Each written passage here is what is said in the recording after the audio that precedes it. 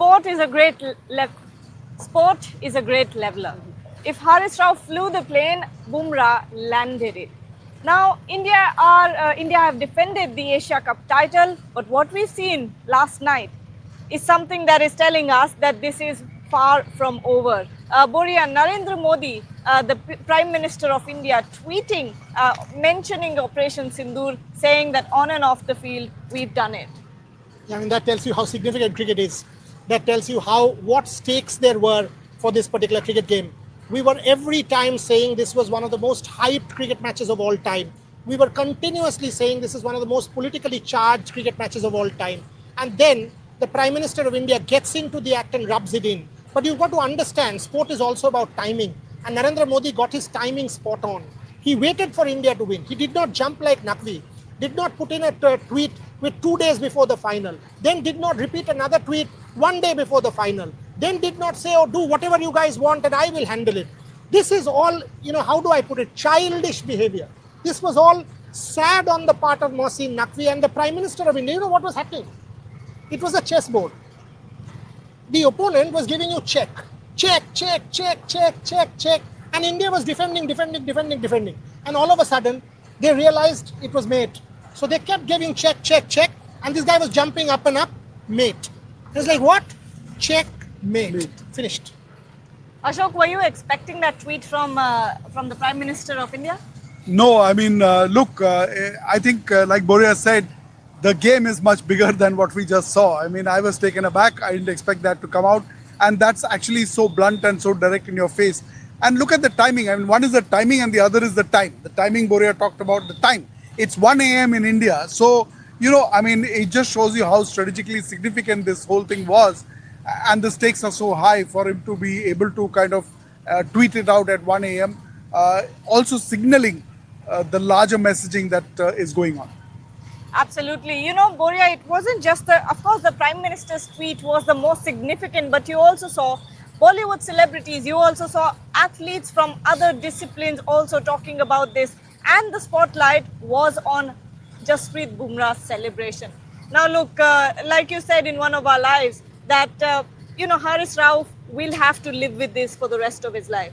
आपको याद है शाहरुख खान वाला डायलॉग जब वो चक दे इंडिया में वो ग्राउंड में रहते हैं and Krishna ji and Shahrukh Khan are sitting together and he's taking his gold medal and वो इसको silver medal and उसको घिस रहा है and Krishna ji comes and tells him, if you watch Chak De India, she comes and tells Shahrukh Khan in that very poignant scene, one of my favorite scenes in that film, she comes and says, coach साहब आप क्या कर रहे हो?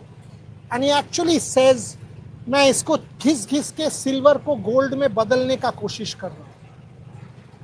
And then he goes on to say, the girls here, इनको पता भी नहीं है कि क्या है. आप इस प्रेशर में दब जाओगे और कभी उठ नहीं पाओगे.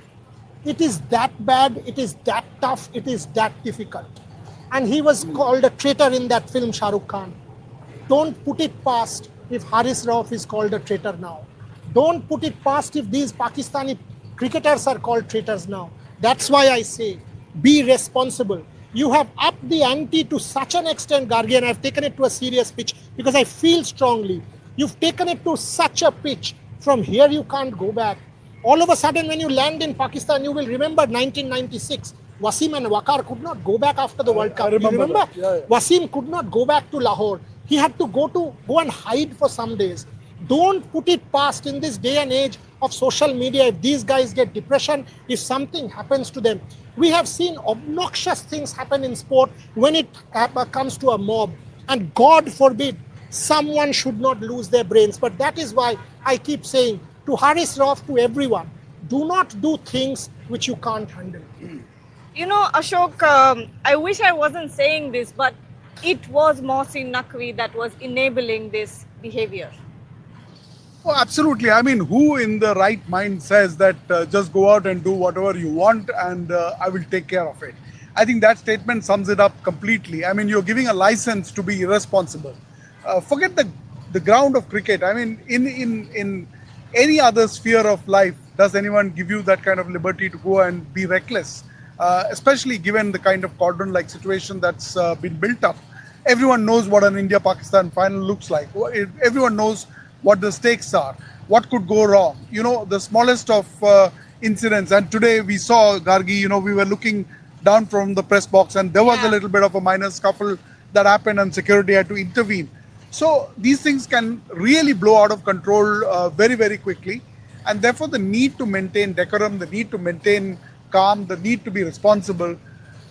The head of the tournament itself flouts all these rules. I mean, so the answer to your question is absolutely yes. Boria, talking about Mohsin Naqvi, he is not just the PCB chief, he is also the ACC president. And some of the things that he tweeted, some of the things that was said, and possibly behind doors more was said. But at this point, will someone hold Mohsin Naqvi responsible for the way that he acted? Has to be. Now that the Indian Prime Minister has said this, this is a no-holds-barred war. You will see India up the ante in the ICC. They will exercise every kind of clout. They hold the economic clout. They run world cricket. They dominate. All of them, they know that, you know, this is India's game. They know that the large part of the cricket world is controlled by India. Now, India is out of the clutches of Naqvi. ACC is no longer responsible for anything. ACC is a done story. Once these guys are on the flight tomorrow, ACC is history. Everything is back under the aegis of the ICC. And once it's under the aegis of the ICC, there's one boss, and that's India. So they will go. And now that the Prime Minister has tweeted, I've got zero doubt that India will go for Naqvi like anything. Do not be surprised if they say we want Naqvi to resign. We will put pressure. Naqvi has to step down. Do not put it past if this becomes a full-blown diplomatic war once again, because I don't see, after the Indian Prime Minister tweeting this, that India will hold back against Mohsin Naqvi. Ashok, your thoughts? Mohsin Naqvi, is a resignation coming? Oh, absolutely. I mean, if you look at it, it's been played... Resignation or not? Pressure for sure. Pressure, yeah. If you look at it, it's been played in that way. I mean, Bumrah landed what Haris Rauf flew. Now, who's going to land what Naqvi flew? You know, I mean, that's a question. Certainly not really Cristiano Ronaldo. But yeah, what we saw, Ashok, was very, very not neutral. Conflict of interest, in fact. Yeah, biased conflict of interest. And, I mean, the pressure that's going to build is on account of that. I mean, you can't really, hold an office at this level and then behave in that kind of irresponsible manner. And therefore, the pressure has been brought on by himself. The pressure has been brought on to the ACC, and I'm sure consequences will follow. What we are also... Imagine this, Gargi. Have you ever heard anything like this?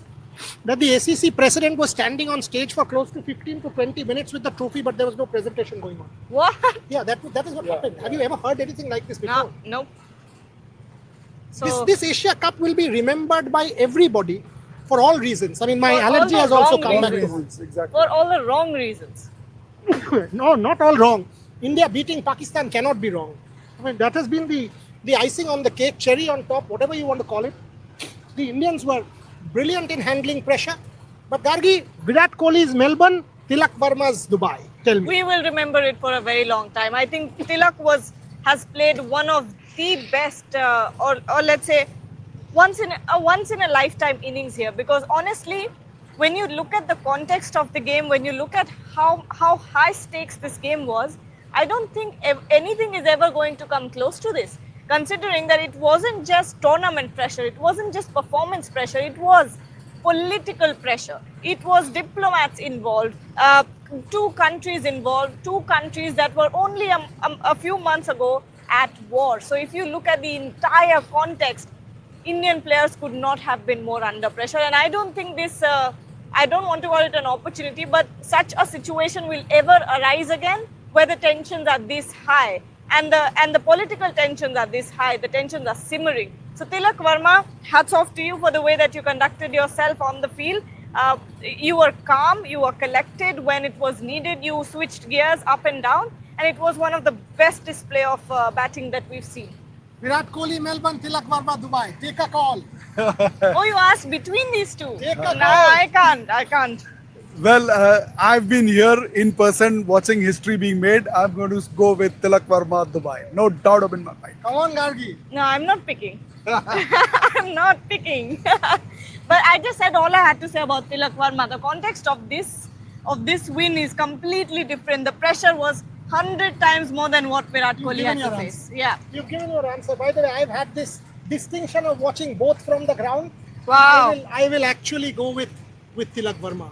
Because I don't think Virat Kohli, and I'll tell you why. Virat Kohli was the greatest cricketer of that generation. When he played 2022, he was the greatest cricketer of all time. In a white ball setup, one can expect miracles from Virat Kohli. One doesn't expect that level of miracles from Tilak Varma. Virat Kohli, to be able to do that, can still be done. Messi is to do it. Bolt is to do it. Ronaldo is to do it. Roger Federer is to do it. Novak is to do it. Kohli is to do it. Kohli is that league. Tilak Varma was not that league. When he was out there at 20 for 3 and then took India over the line, I thought Tilak Varma played one of the most historic innings in the T20 format of all time. Enormous credit to Tilak. I will go with Tilak Varma. Absolutely. In fact, my contention is that this is the making of that man, the coming of Tilak Varma because of this innings. He's here to stay for a long, long time. And I think just for that one reason, I think this one takes precedence. In the final 5 minutes of the show, I want to talk about two players. Boria, a word on Kuldeep Yadav. He spoke to you before the England tour. Yeah, I mean, he and I keep talking. Yeah. KD is a champion. KD, after tonight, just go play some football. You've got to go to Ahmedabad to play that test match against the West Indies. Do what you want, but 2 overs for 24 and then you come back and pick those 4 wickets. You're an absolute champion, KD. I mean, what an incredible heart that those 2 overs were. All of a sudden, Pakistan 114 for 1, 146 all out. Heralded by Kuldeep Yadav. Gargi picked out Kuldeep Yadav in our pre-match show. An absolute gem of a player. Clearly, in my book, Kuldeep Yadav, player of the series, every match. And now imagine, he did not get a single game in England. He had to stay with the team for 2.5 months. Switch on, switch off, robot, put him out there. And all of a sudden, this happens. I got to take this call. Look, continue. Yeah. The second player that I want to talk about is Shivam Dube. Now, we remember you remember being live in all these shows, and constantly comments would keep coming in that Shivam Dube should be dropped. It should be someone else who comes in and takes his position. Now, did he or did he not just justify his place in the playing 11? Absolutely. I think on many of the live shows, questions were raised about his fitment into the team. When the squad was announced for the match today, I remember some of us in the press box were looking at the team and saying, are we going in with Bumrah and Shivam Dube to open the innings, and then who's going to follow it up? So who's going to do the fast bowling in this lineup, So the questions were there even till the match started. What he brought, however, to the innings today with that batting display, it's not the quantum, not the absolute quantum, but I think that innings really raised or turned the ship around in terms of confidence for the Indian team. And that's where I think the team started believing that we can pull this through. Of course, Tilak Varma we've spoken a lot about. He clinched the deal, but I think it was Shivam's innings which actually it was actually the catalyst for the innings.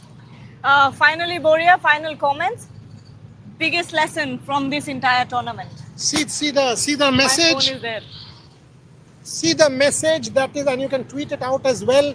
I've never seen more intense drama. You've not seen the end of it.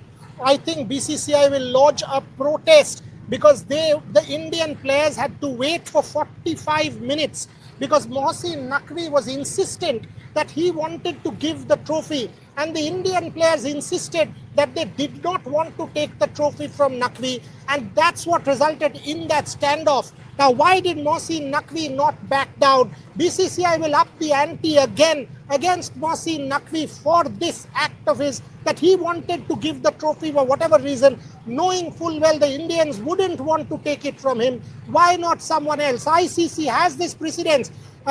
Mustafa Kamal was not allowed to give the trophy in 2015. It was Mr. Srinivasan who gave the trophy, and Sachin Tendulkar was on the stage when Australia received the trophy. Why was Mohsin Naqvi determined to give that trophy for 45 minutes? We have not seen the end of this story, Gargi and Ashok. Clearly, It is now going out of control by, brewing. you know, it's just bubbling out, simmering. The tension, will it erupt like a volcano? Oh, absolutely. We thought that the match, is going to be the. So, any reason, the flare-up Gargi, that's should going we to happen. keep her back? We should. I think you need to cancel the ticket and ask her to hold back here. That's going to cost some money. We should just give it a thought. Prime Minister Modi's tweet. Let's calm down. We will take a call on that. Hold back for a while, but let's take a call on that. Having said that, closing comments. Incredible tournament for every reason. None of us can ever forget. England and now this. Oh, I think these have been two back-to-back series that I have been part of, had the pleasure and honor of covering on ground, and these have been, one of those moments or one of those series that etch in your memory for a long, long time. And Asia Cup 2025 has taught us, I think, all of us a lot of lessons of humility, of how to carry yourself with grace and dignity. And if you want to put a point across, there are ways of doing it without being ugly. And I think that's been the biggest lesson that everyone should learn from the Asia Cup. Well said. England, we saw the power of belief, power of self-belief, and this time around it was the power of grace. I think, this team is not just boys. They've just made the transition to men, not just on the cricket ground, but off it in terms of the way they conducted themselves, the way they held back in terms of restraint, the dignity that they showed, the bonhomie that they showed at the practice, and, the way they finally nailed it in the finals. As Shah Rukh Khan said, ये trophy अभी खुदा भी नहीं छीन सकता इन लोगों से. They will now go back immortal. They will go back heroes. Who knows? Some of them might well be on Gargi's flight. We will see what happens. The story has not ended. Rather, it has just begun. Just in case, as Abhinav Bindra's book says, Mohsin Naqvi wants to take it forward. 1.4 billion Indians will tell him, do what you can. We are waiting.